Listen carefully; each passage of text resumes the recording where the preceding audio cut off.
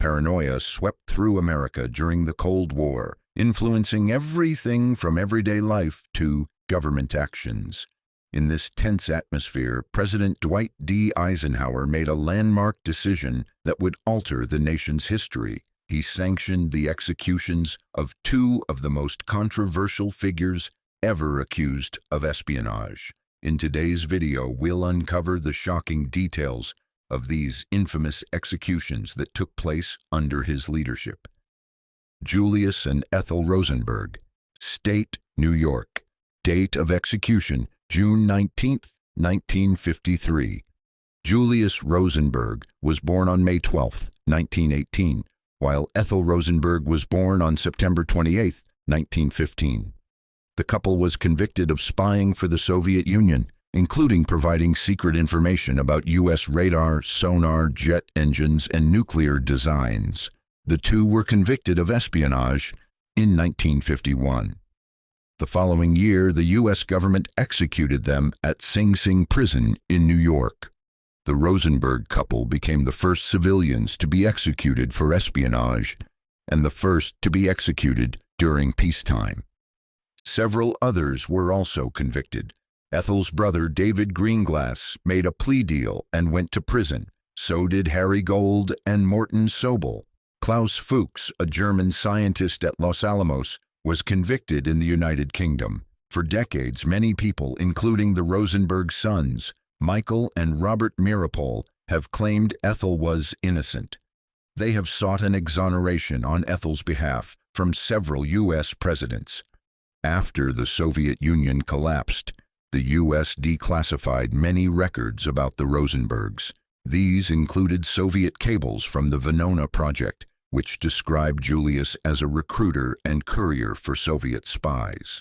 The National Archives released most of the grand jury testimony from the case in 2008.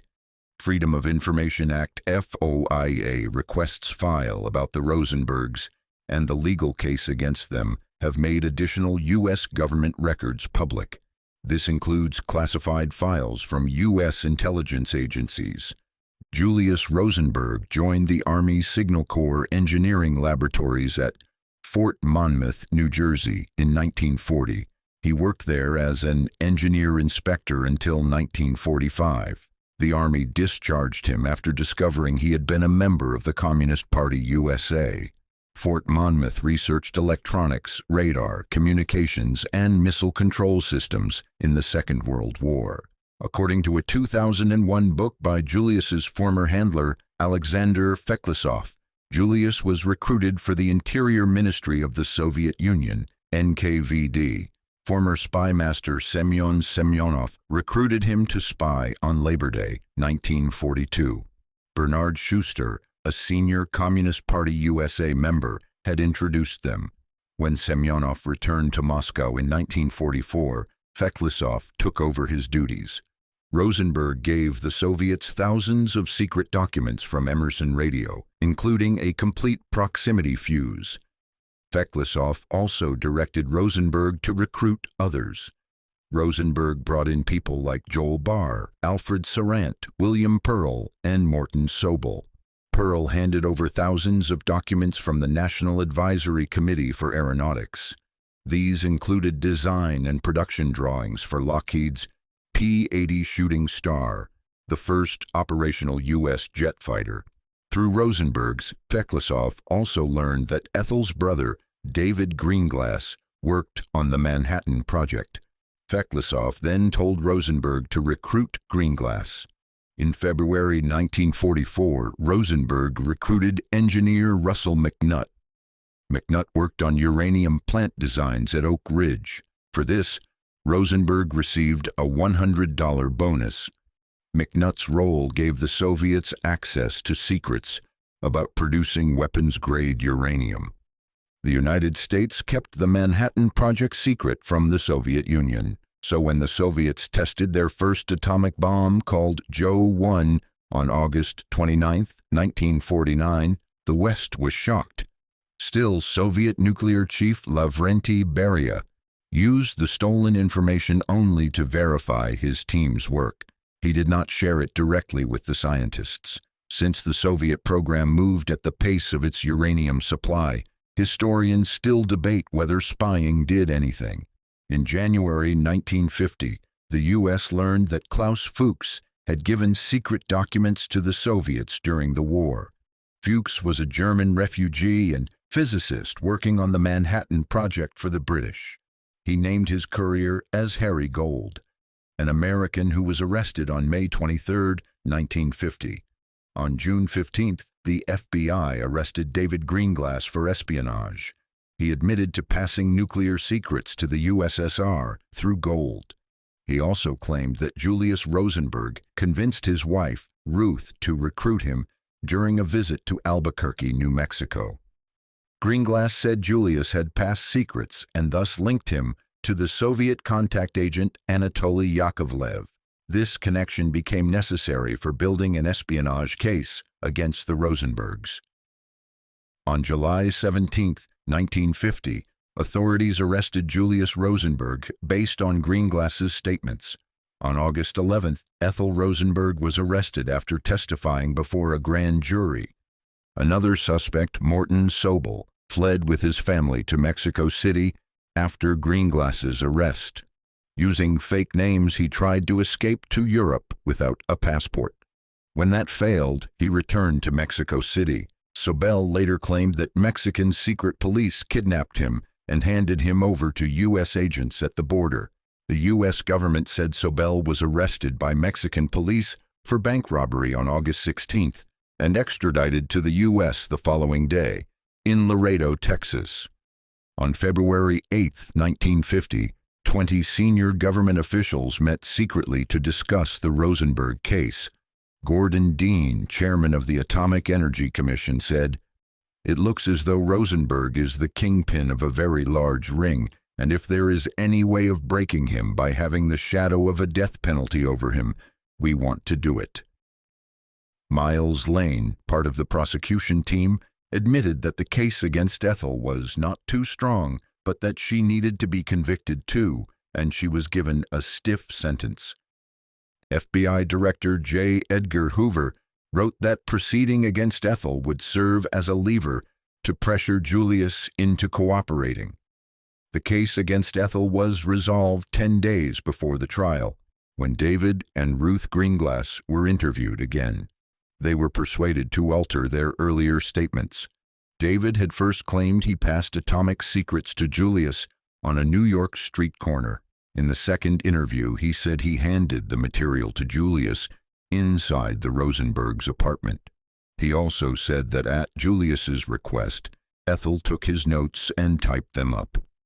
In her second interview, Ruth supported this version and said, "Julius then took the info into the bathroom and read it, and when he came out, he called Ethel and told her she had to type this information immediately. Ethel then sat down at the typewriter, which she placed on a bridge table in the living room, and proceeded to type the information that David had given to Julius."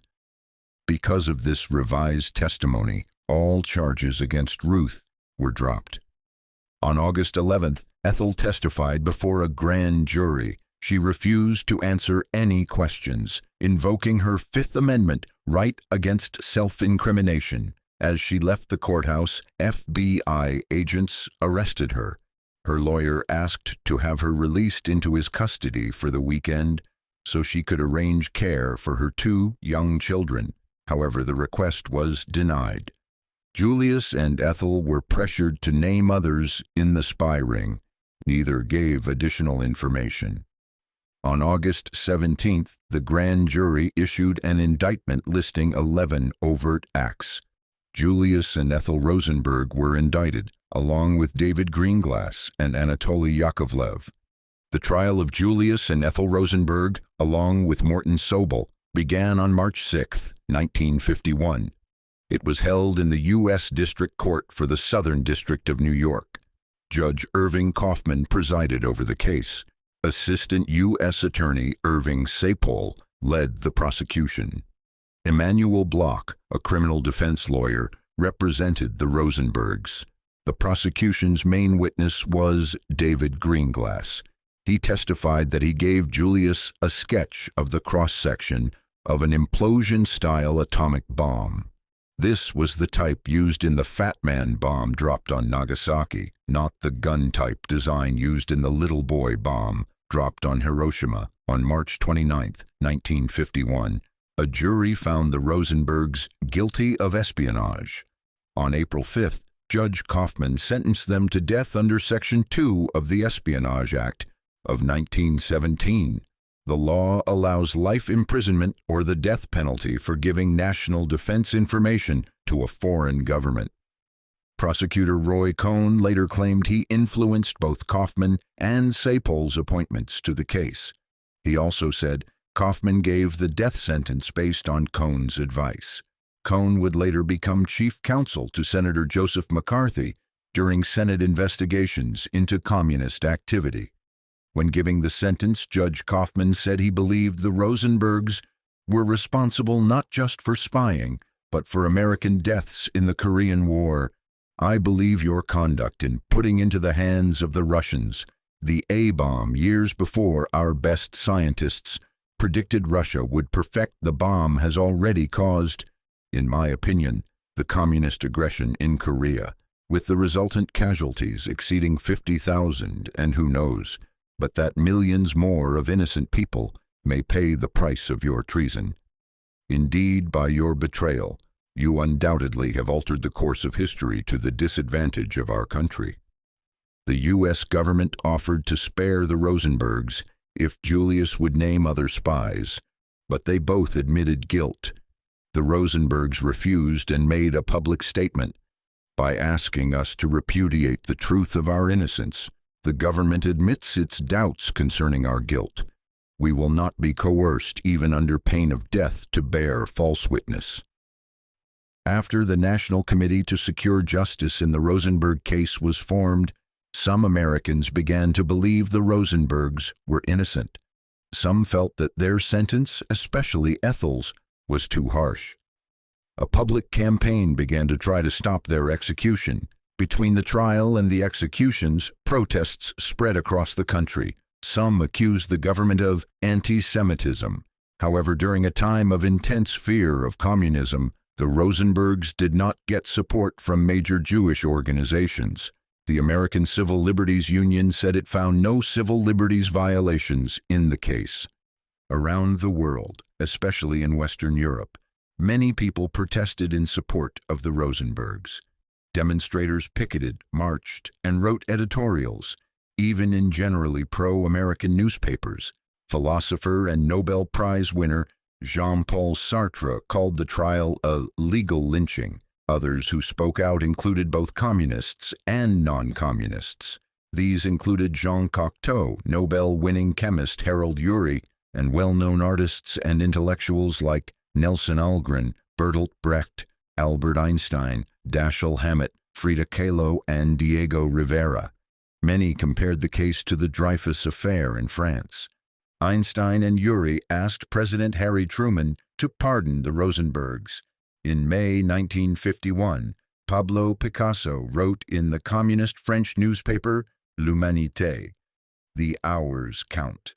The minutes count. Do not let this crime against humanity take place." An all-black labor union, International Longshoremen's Association, Local 968, stopped work for a day in protest. Film director Fritz Lang and other artists also spoke out. President Dwight D. Eisenhower, backed by public opinion and the U.S. media, ignored these international demands. Pope Pius XII also asked Eisenhower to spare the Rosenbergs, but Eisenhower refused on February 11, 1953. All other appeals failed. Support for the Rosenbergs rose again in November and December of 1952. The Communist Party of the Soviet Union helped organize this defense. This was confirmed in 2011 when researcher Alexander Vasilyev released KGB documents. Supporters of clemency claimed the Rosenbergs were innocent Jewish peace activists. However, American historian Ronald Radosh argued that the Soviet Union used the Rosenberg case to distract the world from its crimes. especially the recent execution of innocent Jewish defendants in the Slansky trial in Czechoslovakia. The execution was delayed from its original date of June 18th because Supreme Court Justice William O. Douglas granted a stay of execution the day before. This stay came after Fike Farmer, a lawyer from Tennessee, intervened in the case. The Rosenbergs' main attorney, Emanuel Bloch, had previously dismissed Farmer's efforts. The execution was rescheduled for 11 p.m. on June 19th. That time fell during the Jewish Sabbath, which begins and ends at sunset. Bloch filed a complaint arguing that executing the Rosenbergs during the Sabbath disrespected their Jewish heritage. Another defense lawyer, Rhoda Lax, argued the same to Judge Kaufman, but the request backfired. Although Kaufman shared concerns about the timing, he rescheduled the execution for 8 p.m. That was just before sunset and the start of the Sabbath. That was also the standard time for executions at Sing Sing prison. On June 19, 1953, Julius was killed by the first electric shock. Ethel's execution went poorly. After 3 shocks, prison staff removed the straps and equipment, but doctors found that her heart was still beating. 2 more electric shocks were applied, and at the conclusion, eyewitnesses reported that smoke rose from her head. The Rosenbergs were the only American civilians executed for espionage during the Cold War. Their funeral was held in Brooklyn on June 21st. They were buried at Wellwood Cemetery, a Jewish cemetery in Pine Lawn, New York. The New York Times reported that about 500 people attended the service, and around 10,000 stood outside. The bodies had been brought from Sing Sing prison by the National Rosenberg Committee, which undertook the funeral arrangements, and an all-night vigil was held in one of the largest mortuary chapels in Brooklyn. Hundreds of people filed past the biers. Most of them regarded the Rosenbergs as martyred heroes, and more than 500 mourners attended the services, while a crowd estimated at 10,000 stood outside in burning heat. Mr. Bloch, their counsel, who delivered one of the main orations, bitterly exclaimed that America was living under the heel of a military dictator garbed in civilian attire. In 1953, socialist historian W.E.B. Du Bois wrote a poem titled The Rosenbergs. It began, "Crucify us, vengeance of God, as we crucify 2 more Jews," and ended, "Who has been crowned on yonder stair? Red Resurrection or Black Despair?" Senator Daniel Patrick Moynihan, vice chairman of the Senate Select Committee on Intelligence, investigated how much the Soviet spy ring helped the USSR build its bomb. Moynihan found that in 1945, physicist Hans Bethe estimated that the Soviets would build their bomb within 5 years. Moynihan wrote in his book Secrecy, "Thanks to information provided by their agents, they did it in 4. Nikita Khrushchev, leader of the Soviet Union from 1953 to 1964, wrote in his posthumously published memoir that he could not specifically say what kind of help the Rosenbergs provided them. However, he learned from Joseph Stalin and Vyacheslav Molotov that they had provided very significant help in accelerating the production of the atomic bomb. But then Boris V. Brukovich, the engineer who later became director of Chelyabinsk-40, alleged that Khrushchev was a silly fool. Chelyabinsk-40 was the plutonium production reactor and extraction facility that the Soviet Union used to create its first bomb material. He said the Soviets had developed their bomb by trial and error. He stated, "You sat the Rosenbergs in the electric chair for nothing. We got nothing from the Rosenbergs." The notes, allegedly typed by Ethel, contained little that was directly used in the Soviet atomic bomb project. According to Julius's contact Feklisov, the Rosenbergs did not provide the Soviet Union with any useful material about the atomic bomb. Julius, didn't understand anything about the atomic bomb, and he couldn't help us. General Leslie Groves, who developed the American nuclear program as part of the Manhattan Project, said he thought the data that went out in the case of the Rosenbergs was of minor value, and that he always felt the effects were greatly exaggerated, that the Russians did not get too much information out of it. Groves requested that this be kept very quiet, as he still believed the Rosenbergs deserved to die. This part of his testimony was redacted from the publicly released 1954 transcript of the Commission's hearing on Oppenheimer and remained classified until 2014. The Venona Project was a U.S. counterintelligence effort to decrypt Soviet Union intelligence messages. It began when the Soviet Union was an ally of the U.S., but continued during the Cold War when the Soviets were considered enemies. The Venona messages were not part of the Rosenbergs' trial, which relied on testimony from their collaborators. However, these messages shaped the U.S. government's approach to investigating and prosecuting domestic communists. In 1995, the U.S. government released many decoded documents from the Venona Project, revealing Julius Rosenberg's role in a spy network. One document from 1944 mentions Ruth Greenglass by name and states that her husband, David, was being recruited as a spy by his sister, Ethel Rosenberg, and her husband. The message also shows that Ethel's husband's code name, Antenna, was later changed to Liberal. Ethel did not have a code name. KGB messages revealed in 2009 from the Venona Project's Alexander Vasilyev files showed that Ethel and Julius frequently communicated with at least 2 KGB agents and were involved in recruiting David Greenglass and Russell McNutt.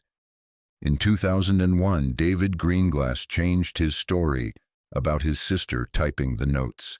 He said, "I frankly think my wife did the typing, but I don't remember." He admitted to giving false testimony to protect himself and his wife, and claimed the prosecution encouraged him to do so. "My wife is more important to me than my sister, or my mother or my father, okay? And she was the mother of my children," he explained. He refused to apologize for betraying his sister, stating he didn't realize the prosecution would seek the death penalty. He added, "I would not sacrifice my wife and my children for my sister." During the grand jury, Ruth Greenglass was asked, "Didn't you write the information down on a piece of paper?"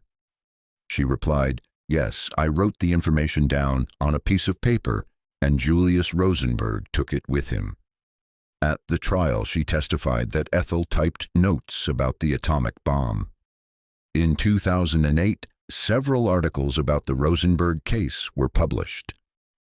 William P. Rogers, Deputy Attorney General of the United States and part of the prosecution, explained their strategy in seeking the death sentence for Ethel.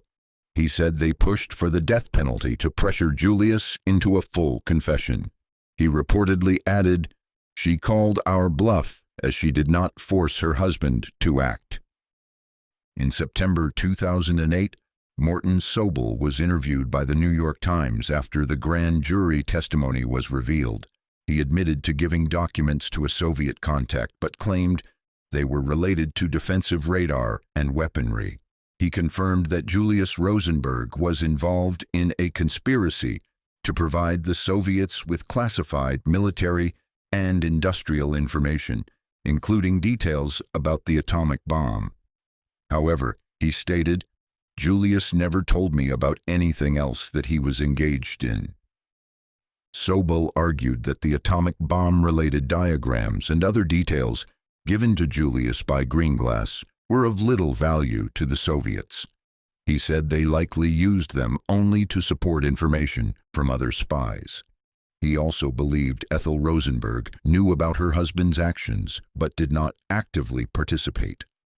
1 week later, in a follow-up letter to the New York Times, Sobel denied knowing anything about Julius Rosenberg's alleged atomic espionage activities. He said he was only certain about his involvement with Julius Rosenberg. In 2009, extensive notes from KGB archives were made public in a book published by Yale University Press. Spies: The Rise and Fall of the KGB in America was written by John Earl Haynes, Harvey Clare, and Alexander Vasiliev. Vasiliev's notebooks included KGB comments about Julius and Ethel Rosenberg, which made it clear that the KGB saw Julius as an effective agent and Ethel as a supporter of his work. According to Vasiliev, Julius and Ethel personally worked with KGB agents who were given the codenames Twain and Callistratus. They were also described as the ones who recruited Greenglass and McNutt for the Manhattan Project spy mission. While the public release of Vasiliev's notebooks occurred in 2009, the notebooks had originally been intercepted during the Venona decryptions. The Rosenbergs' two sons, Michael and Robert, spent years trying to prove their parents' innocence. After their parents were executed, they were left orphaned and not adopted by their many aunts or uncles. They spent time in the care of their grandmothers and a children's home. Eventually, they were adopted by communist activist Abel Mirapol and his wife, Anne. Following Sobel's 2008 confession, they acknowledged their father's involvement in espionage, but argued that the case was marred by prosecutorial and judicial misconduct. They believed their mother was convicted on weak evidence to pressure their father, and they felt neither parent deserved the death penalty. Michael and Robert co-wrote We Are Your Sons: The Legacy of Ethel and Julius Rosenberg in 1975. Robert also published An Execution in the Family: One Son's Journey in 2003. In 1990, he founded the Rosenberg Fund for Children, which supports children of liberal activists and young activists. Michael's daughter, Ivy Mirapol, directed the 2004 documentary Heir to an Execution, which was featured at the Sundance Film Festival. The sons now believe Julius was guilty of conspiracy, but not atomic spying, and Ethel was only generally aware of his activities. They continue to argue that their father did not deserve the death penalty and that their mother was wrongly convicted. They have campaigned for Ethel's posthumous exoneration. In 2015, after the release of a new grand jury transcript, Michael and Robert called on President Obama to acknowledge that Ethel's conviction and execution were wrongful, and to issue a proclamation exonerating her. In March 2016, they launched a petition for her exoneration, supported by the Rosenberg Fund for Children. In October 2016, they spoke with Anderson Cooper on 60 Minutes. In January 2017, Senator Elizabeth Warren sent Obama a letter supporting their request. The campaign was revived in 2021 as the sons hoped President Joe Biden would favorably consider their request. Ethel Rosenberg: A Cold War Tragedy by Anne Seba was published in 2021. As of June 2023, Michael and Robert requested that Director of National Intelligence Avril Haines release their mother's case records, per a 2009 executive order. In 2024, the Mirapols received a handwritten memo from Meredith Gardner, a linguist and codebreaker at what later became the NSA, based on Russian decrypts. The memo stated that Ethel knew about Julius's espionage, but did not do the work herself due to ill health. During Eisenhower's time in office, there weren't many executions beyond the Rosenbergs. However, fear of communist spies was high. Many people were prosecuted for espionage, and some received long prison sentences. This included people like Harry Gold and Morton Sobel, who were both imprisoned but not executed. Eisenhower, like many leaders, worried about Soviet spies in key U.S. institutions, especially the atomic program. This fear led to quick trials.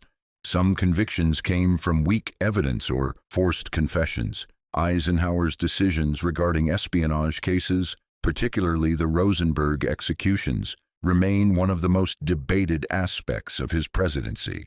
While his administration aimed to protect national security, many believe that justice was sacrificed in pursuing that goal. If you enjoy the way we create videos and would like us to bring more cases like this to light, please hit the like button and subscribe for more in-depth dives.